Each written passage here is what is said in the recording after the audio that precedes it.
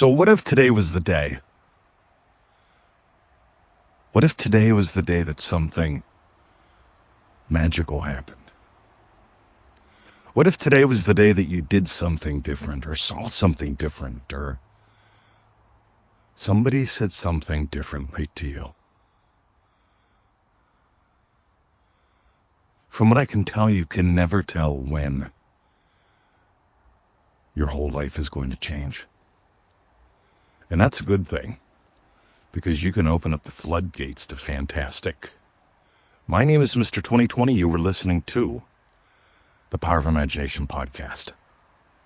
And today I'm going to give you a couple tiny little peeks into some of the really cool shit that's happened in my life, because I want you to invite more of that into yours, because what you truly are is magical.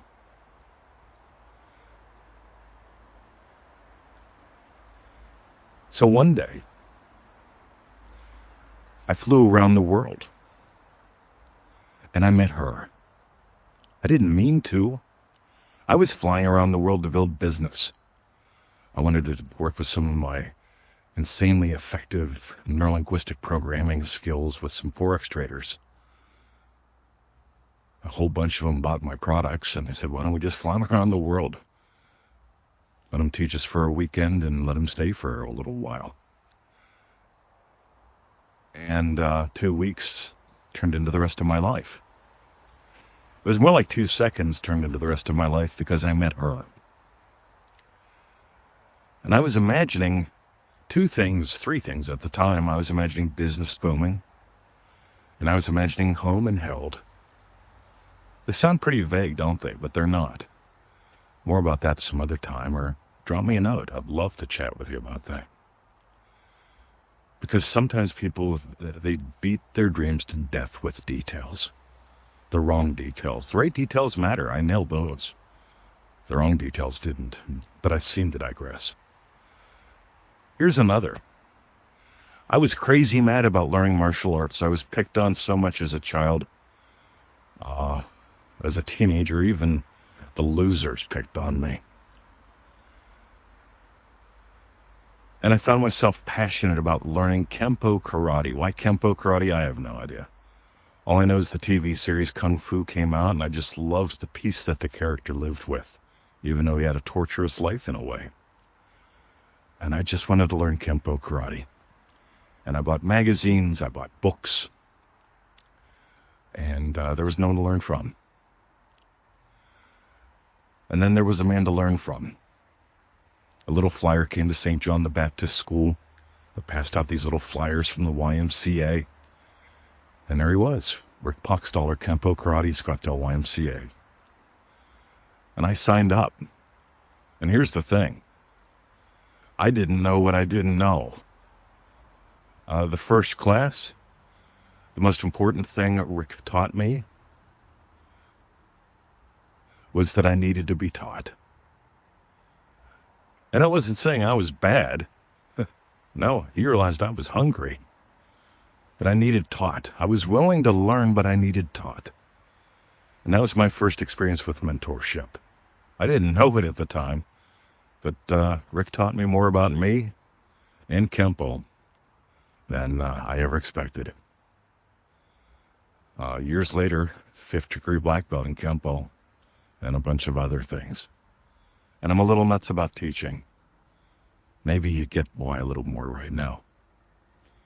So I'm nuts about love, being home and held. I'm nuts about making great money while doing what you love.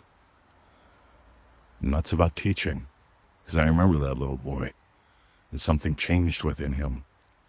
Just like that middle-aged fella. I was 40-something when I met Victoria. A lot of people would have said, give up hope. Yeah, stay where you are. Survive. I'm not a fan of that either. But here's the deal. Today just might be the day. This might just be the message that not just turns your entire life around, but sets you in a whole new direction.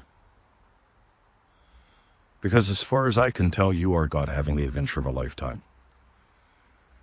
And you really won't ever realize that until you're willing to give up everything that gets in the way of you genuinely having an adventure. I met her, and I was willing to move around the world.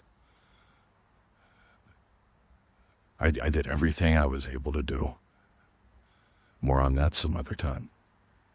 I met Rick, and I became a devotee, not of him, but of me. I became devoted to transforming who I was and exploring, at that time, how Kempo worked, how the human mind worked. What is the human spirit? It's a lot for a little 12-year-old. But I was hungry.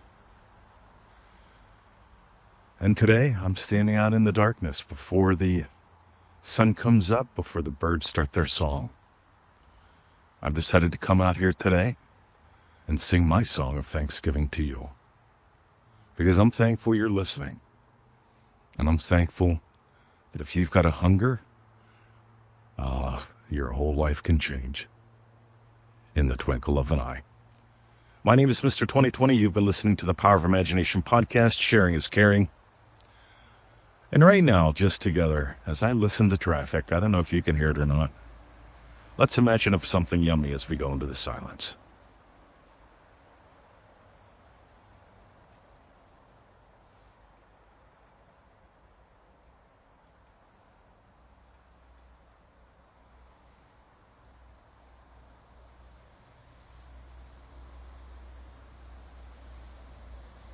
In my first moments with her,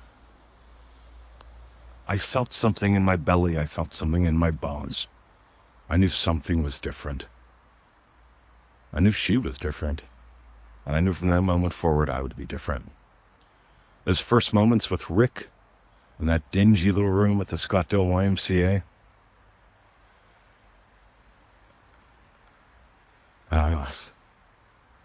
I knew something was different, that my life was never going to be the same. I knew right then and there I wanted to teach.